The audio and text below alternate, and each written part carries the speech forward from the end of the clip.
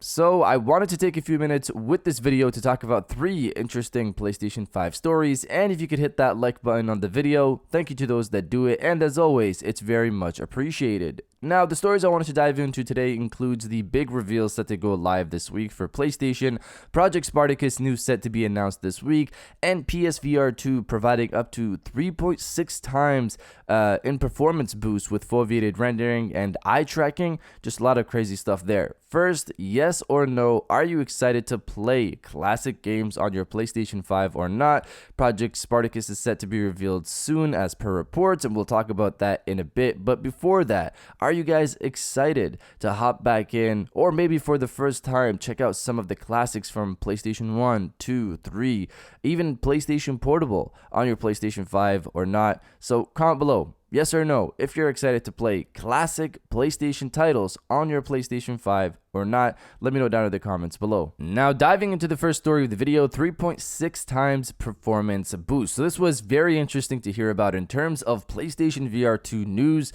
It's been kind of quiet, but GDC has supplied us with some things to hold us over a bit. So last week, I mentioned that Unity we're going to hold a developers conference during GDC week where they're going to break down the development process for making games on PlayStation VR 2 since they already have the headset and have obviously played with it and integrated it with their tools, their engine. During that session, Michael L. Hicks from website Android Central got to attend this conference and he provided us with some interesting details. So number one, Unity devs have revealed that GPU frame time improvements are up to 2 times faster with foveated rendering and up to 3.6 times faster with both foveated rendering and eye tracking. So again, for people who don't know, foveated rendering is where, depending on where the player is looking, the system will render that area with high detail but lower the detail in the surrounding area of your eye, similar to how you look in real life. So they state here that with eye tracking and foveated rendering,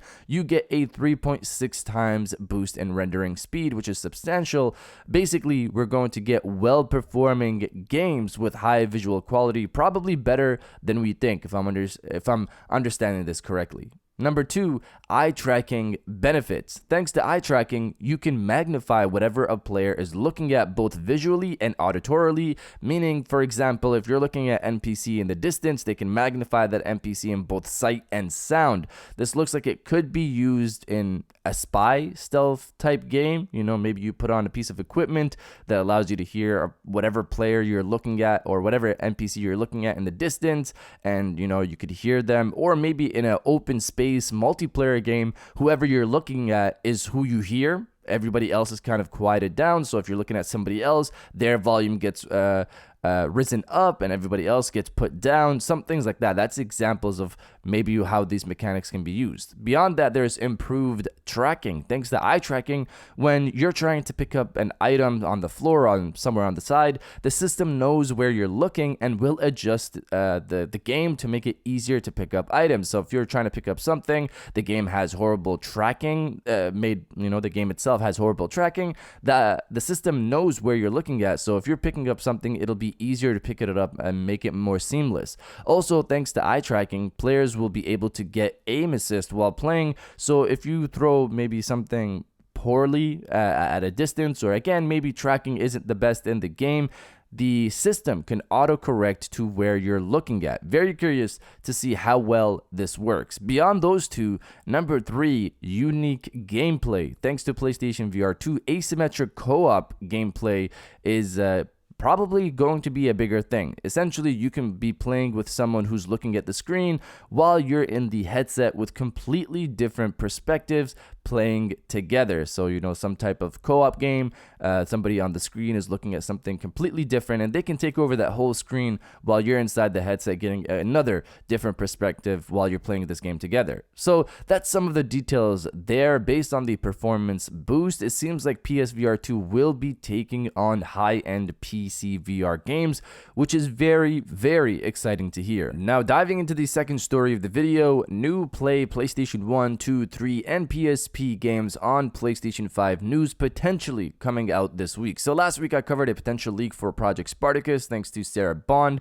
over at Microsoft, who seemingly let it slip that Sony was already supposed to announce Project Spartacus before last week, saying that Sony announced their service, but at the time of the video, Sony hasn't announced any services. My personal thought was that she knew something, and I didn't buy that she made a mistake and was referring to the current PlayStation Now and PlayStation Plus services, especially considering she said the word announced, or that she confused the report articles from Bloomberg and GamesBeat as confirmation from Sony. I don't believe that she thought those were confirmation articles. She definitely knew something, and that video probably was a bit early, or Sony's probably a bit late, which leads us to the story today. Reading from Bloomberg, Sony Group Corp is preparing to introduce a new video game subscription service for the PlayStation as early as next week. So this week, said people familiar with the plans. The service, which has been in development under the codename Spartacus, is Sony's answer to Microsoft Corp's Xbox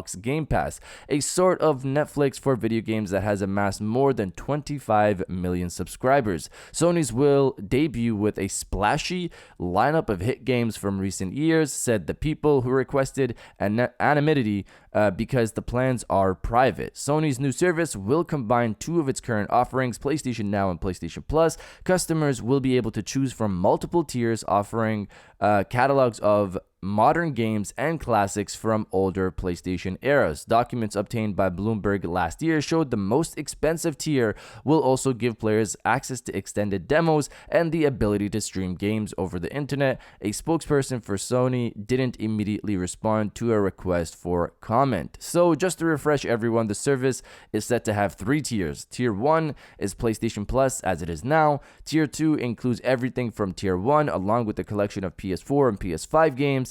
Tier 3 includes everything from the previous two tiers along with access to a collection of PS1, PS2, PS3, and PlayStation Portable games, along with the ability to stream games and gain access to extended demos for PlayStation first-party games along with non-first-party games. The potential prices provided by a website GamesBeat is $9.99 for Tier 1, which is just the price of PlayStation Plus as it is now.